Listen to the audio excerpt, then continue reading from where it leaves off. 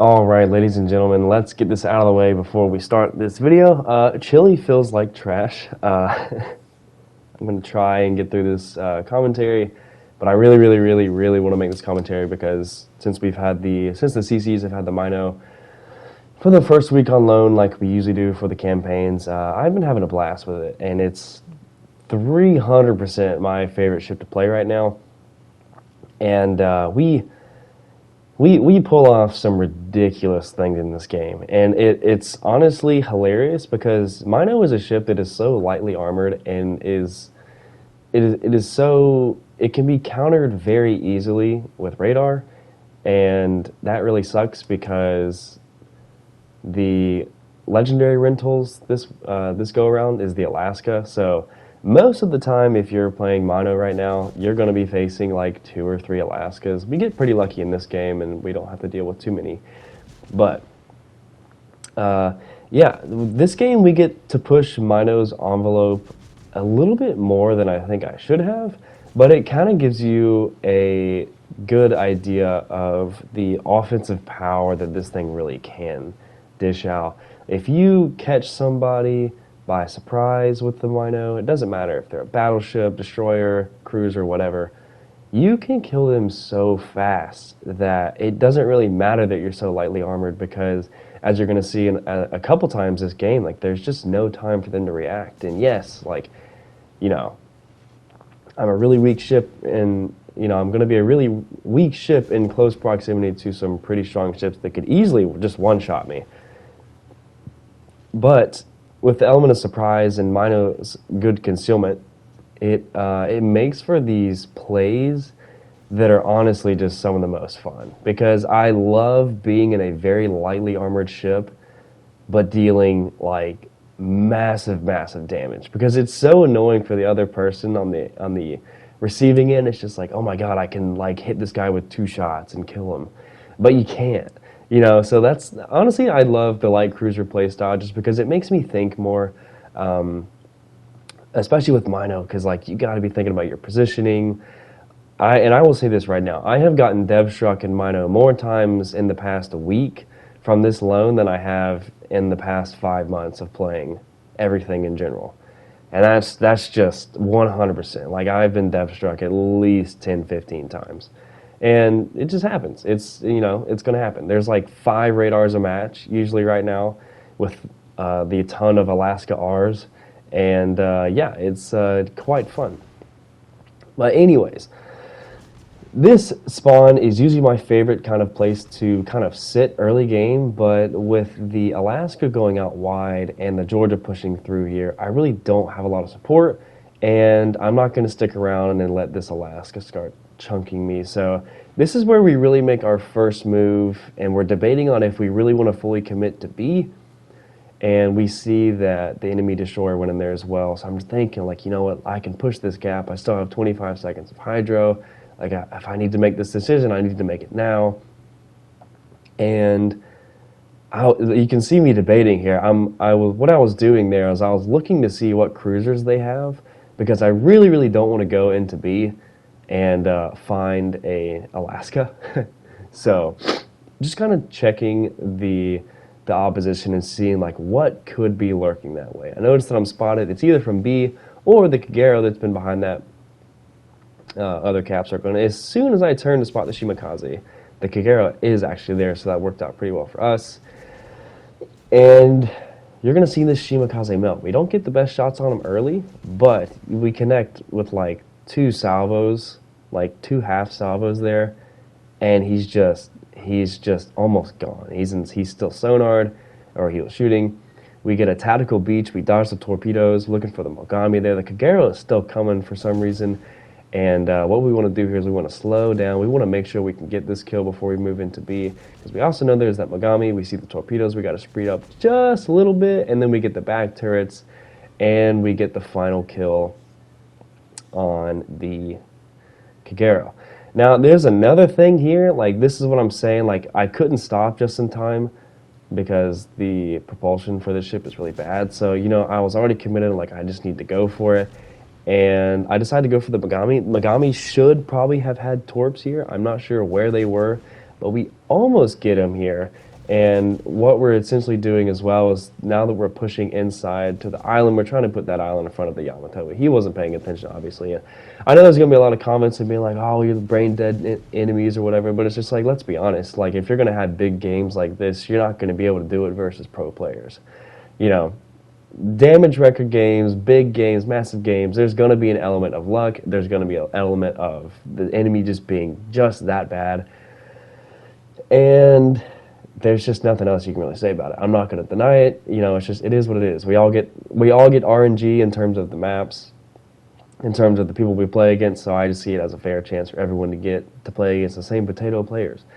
But yeah, right now we're kind of just straddling in between the Mogami. I would like to finish off the Mogami, but I also want to keep this island in between me and the Yamato. So I'm going to go ahead and get the capture point. We're already in there. If we can stick in that and get the couple seconds and get the cap, that's big for points.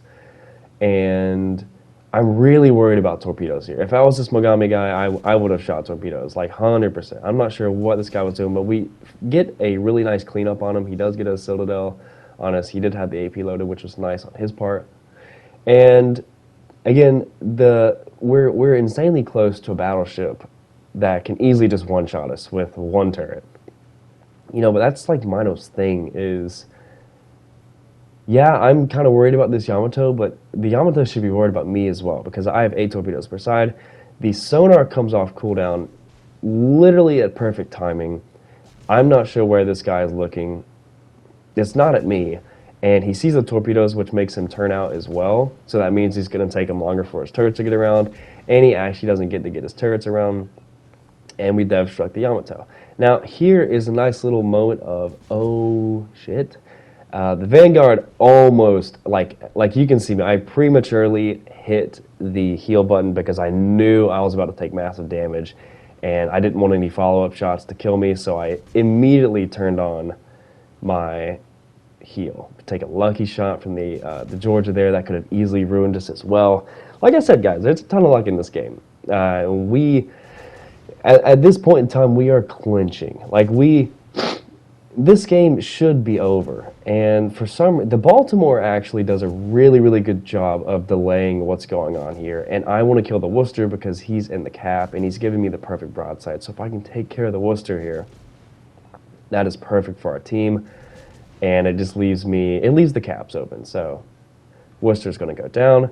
Vanguard knows I'm here, obviously, but this is the great thing about the smokescreen and why I would choose to use smokescreen almost 99% of the time over the radar.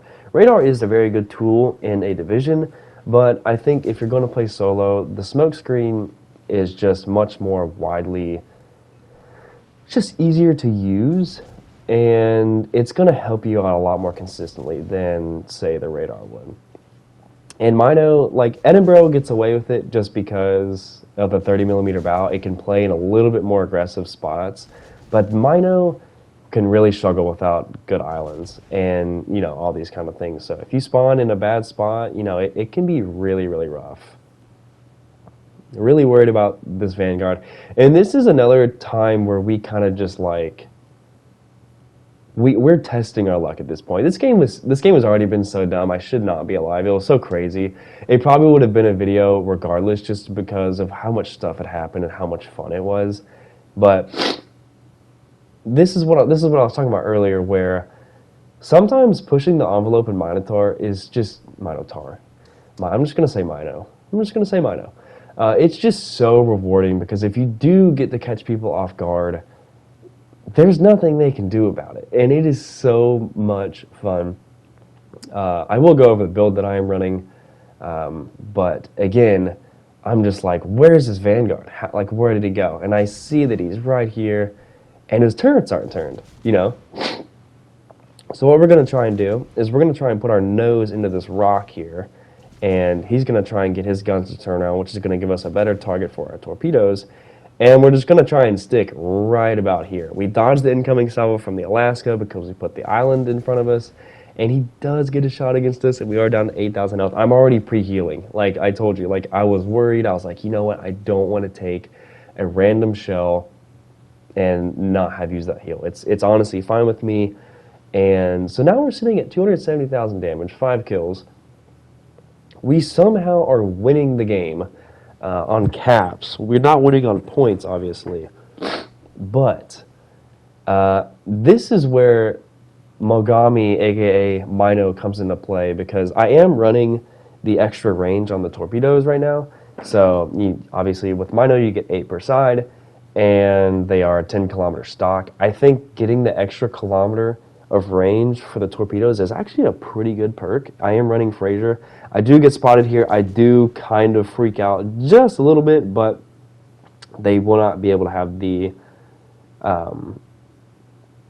time to actually shoot me. And another thing that I'm running for this is I'm running Makawa. That is why my detection is 9.9. That's just concealment mod and running Makawa. I think he's like mine. I think he's almost max for me, but I do love the extra stealth that this thing gets. If I was, if my detection was any bit worse and I get spotted here, there's a very good chance that I actually die here. And I know that I really don't have the firepower to stay out in the open and take shots from these guys. So I'm basically hoping for one of these torpedoes to hit. I need torpedoes to hit here. And I think the best aim that I could, to be honest. I'm just trying to flood the gap where they're both going to go and trying to get some chip damage before, because I know that I'm going to lose. They're going to lose sight of me here. So any extra damage that I can muster here is perfect with me, and it gets the reset on it. So now we just wait. And there's so many times in this game where I was just like, this is not happening. And then we would pull something off. And then it was just like, we're still going. And then we'd pull something else off. We're still going. And then we dev struck the Yama, and we're still going. And it's just like, what? And this was just meant to be. This was honestly one of the most nerve-wracking games. And we hit the torpedo on the Alaska and we kill him. That is massive because he could have had a radar. And now this puts us in a 1v1. And I prematurely popped my hydro because I know Georgia's quick. And what I want to do here is I want to get close to this island, and I want to avoid the Georgia.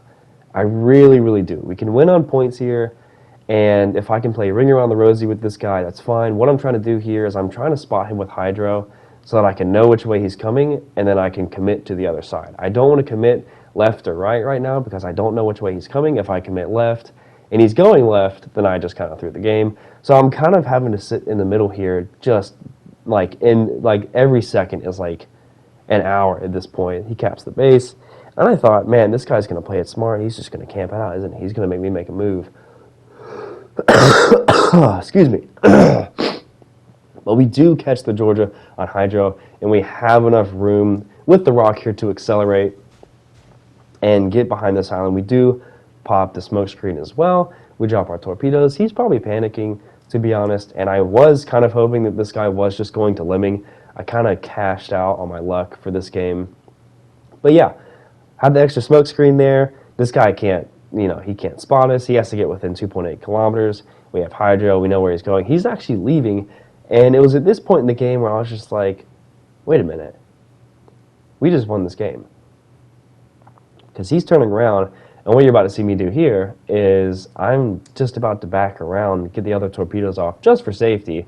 Maybe just to try and get over that 300k damage mark, but I'm not going to risk my ship anymore. I didn't shoot at him because my smoke firing penalty is 5.8 kilometers at stock. And, yeah, this game was the game that definitely just kept on giving, and I can't believe we're here at the end of it with 6 kills, 285,000 damage, 8 torpedo hits, and just an absolute ridiculous game. Guys, I apologize for feeling bad. I know it might be a little bit annoying to listen to. But yeah, we're going to win this game with a 20-point victory in points, which is nice because we captured B early, and that is pretty much what gave us the win. So when you have chances to cap bases early on, you might not think about it now, but we really needed those 40 points or so that we had B the whole time. It was probably more than 40 points, but pick up the Dreadnought as well. And I was astonished at this game. This was insane. One of my highest base XP games, I think, ever. It might actually be the highest. I think I have a couple 4,800 games, but man, Mino is insane.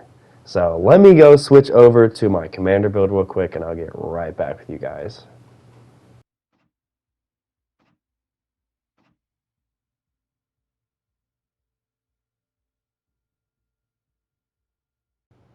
All right, welcome to the main stage, guys. We ended up maxing out Bruce Fraser, and we are using the Miss Santa. Guys, that's how we were getting the red shell tracers. I like the shell tracers. So for the inspirations, I'm actually using Luchins, which for me isn't maxed out, but it's an extra 4.25%. And I did the math, and it gives you per salvo about 1.5 thousand extra damage per salvo. And the reason why I think that's so good is because when I wasn't using Luchins, there was so many times where I was shooting destroyers and they would be left on the smallest amount of HP, and I'm just like, dang, like I wish I had like a couple hundred extra more damage a salvo. And I was like, you know what, I can do that. So I think when you get the opportunity to shoot destroyers with the Mino, it is very easy to kind of negate a lot of damage that you can do to them, because if they're at a certain range, it's very hard to hit with the Mino. And also, if they're angled away from you or running away, there's a really good chance that they're gonna bounce your shells. So I'm just trying to take advantage of um, the most opportune salvos that I can and get as much damage out as I possibly can. And then we're also running, like I said, Mikawa, which knocks us down to the 9.9 concealment, which is pretty nice. It gives me like a 500-meter buff over what it would be without it. And to be honest, Mino is so lightly armored that I do like, and with all the Alaskas around, I do like being a little bit more concealed. Obviously, the maximum movement speed isn't the best, but it can help with acceleration just because you have a little bit more speed to deal with. Couple that with a speed flag, and you can get around like 35 knots, which is fine. And for the first slot, I run Piercer. I think you could run No Fly Zone if you really, really wanted to, but let's be honest, carriers aren't really that popular, so you never really see them. Beyond range is a big no-no. It takes around 12 or 13 seconds for your shells to actually hit or land at 15.3 kilometers range, which is your stock range in this thing. So if you're shooting at something past 15 kilometers, you either don't have anything else to shoot at, and it's not really killing you to not shoot at something. You're just kind of like wasting time, or you're making a big mistake. I think the reason why I like the short range so much is because it allows you with Makawa to get in so close, and then the breadwinner for Mino is getting into that like 8 to 12 kilometer range, because it's much easier to hit targets. You're much more effective. Your torpedoes have range, and then you can really start seeing the damage. And then once you have Piercer, your pin is also better.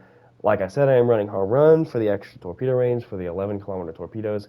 And the only reason why I run that is because obviously Igniter is pointless because you don't have any HE, and you have a good sonar anyways, so I don't really, I just like the bend. You have so many torpedoes.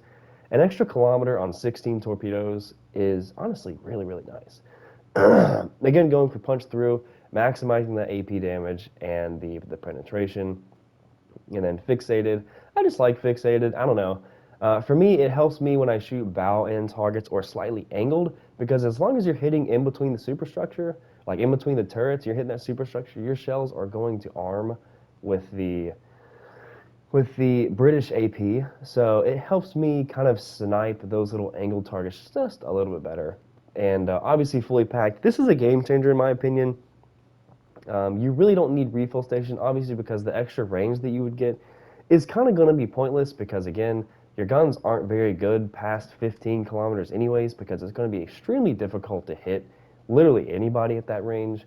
And I really do like having the third heal. It comes into play, and obviously the passive, if you're within the 3.5 kilometer range of a teammate, it basically means that you can almost have an instant charge back. I think as soon as, if you're in range of an ally and you sit in your smoke screen and you go your full duration smoke screen or whatever, you only have like 50 seconds left to get your your next smoke screen left. And if your positioning is good, that's really, really helpful. And also it helps you get the heals up quicker too, because you're going to take damage in this thing. It's not one of those ships where you're just going to get away with things.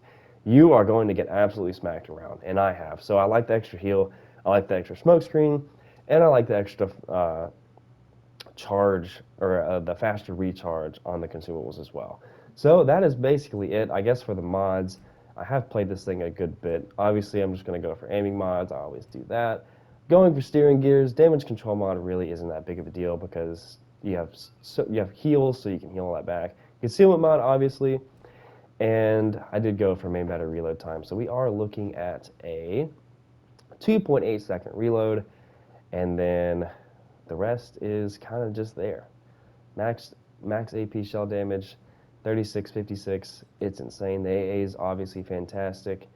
And so yeah, that is going to be it, guys. I hope y'all enjoy the video, and I can't wait to pump out another game. Because if you're still here, last night I broke 300K with this thing, and we are probably going to see that video sometime soon on the channel. But anyways, guys, I hope y'all have a good one, and I'll see y'all next time. Peace.